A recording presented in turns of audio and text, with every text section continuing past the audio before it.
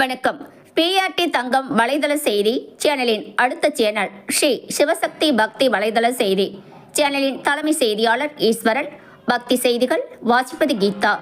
ராணிப்பேட்டை மாவட்டம் ஆற்காடு செய்யாறு செல்லும் சாலை பாலாற்றங்கரை அருகில் அமைந்துள்ளது ஸ்ரீ தோப்பு கருப்பசாமி ஆலயம்.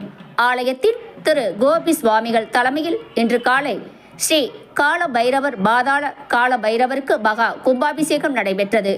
முதல் கால பூஜை, இரண்டாம் கால பூஜை, மூன்றாம் கால பூஜை சிறப்பாக நடந்து முடிந்து ஸ்ரீ தோப்பு கருப்பசாமி ஆலயத்தின் ஸ்தாபகர் திரு கோபி சுவாமிகள் தலைமையில் அவருடைய திருக்கரங்களால் யாகசாலை அமைக்கப்பட்டு கலச பூஜை, சிறப்பு வழிபாடு, ஸ்ரீ பாதாள கால பைரவர் சிறப்பு பூஜை நடத்தினார்.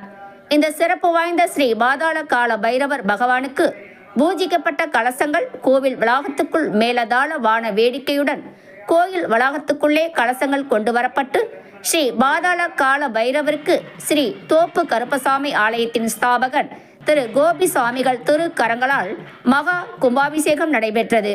இதில் தோப்பு கருப்பசாமி ஆலயத்தின் பக்தர்கள், பொதுமக்கள் என ஏராளமானோர் கலந்து கொண்டு இந்த கும்பாபிஷேகத்தில் பூஜிக்கப்பட்ட புனித நீரை பெற்று ஸ்ரீ பாதாள கால பைரவர் அருளை பெற்று சென்றனர். அனைவருக்கும் ஸ்ரீ தோப்பு கருப்பசாமி ஆலயத்தின் நிர்வாகத்தின் சார்பாகவும் ஸ்தாபகர் திரு கோபி சுவாமிகள் தலைமையில் அனைவருக்கும் மகா அன்னதானத்தை வழங்கி ஆசீர்வதித்தார்.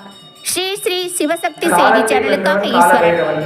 அந்த கால பைரவருக்கு செவ்வாய்க்கிழமை, ஞாயிற்றுக்கிழமை வரக்கூடிய ராகுகால நேரத்தில் தீபம் ஏற்றி பைரவரை மனதார பிரார்த்தனை செய்து கொண்டு நினைத்தபடி நினைத்தது நடக்கும். அந்த ஞாயிற்றுக்கிழமை ராகு காலத்துக்கு நாலு சாயங்காலம் ராகு காலத்தில் அவ்வளோ சிறப்பு.